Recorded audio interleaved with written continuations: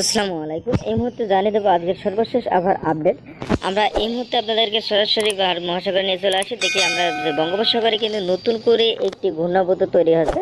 এই দেখুন এই ঘূর্ণাবর্ত তৈরির কারণে কিন্তু দেশের বিভিন্ন জেলায় কিন্তু কিছু কিছু আকাশ কিন্তু কিছু কিছু মেঘলা রয়েছে। এই ঘূর্ণাবর্তের কারণ কি? এই ঘূর্ণাবর্তের মূল কারণ হচ্ছে কিন্তু এখানে এখন এবার আপডেট দিব যে ঘূর্ণিঝড় রিমাল নামে একটি ঘূর্ণিঝড় ধেয়ে আসছে বাংলাদেশ উপকূলের দিকে।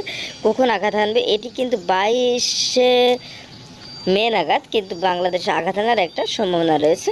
আমরা আপনাদেরকে এর আগে কিন্তু এর আপডেট দিয়েছি। দেখুন এটি কিন্তু আস্তে আস্তে ঘূর্ণীভূত হয়ে কিন্তু আস্তে আস্তে শক্তি সঞ্চয় করেছে, যার ফলে কিন্তু দেশের বিভিন্ন জেলায় কিন্তু ভারতের কিছু কিছু অঙ্গরাজ্যে, বাংলাদেশের কিছু কিছু জেলাগুলোতে কিন্তু আকাশ আংশিক মেঘলা রয়েছে। তবে কয়েকদিন কিন্তু তীব্র তাপপ্রবাহ বয়ে যাওয়ার একটা সম্ভাবনা রয়েছে।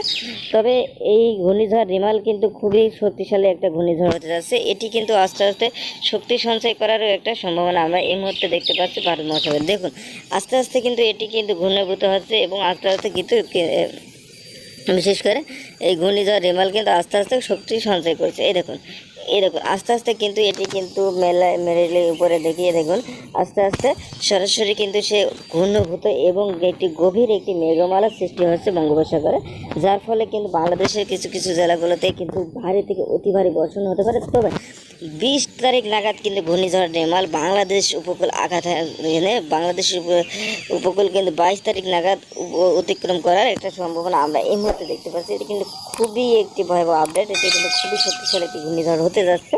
দর্শক বন্ধুরা, এই ছিল আপনাদের মতো পরবর্তী ঘূর্ণিঝড় রিমাল আপডেট খুব শীঘ্রই নিয়ে আসবো। ধন্যবাদ সবাইকে। আল্লাহ হাফেজ।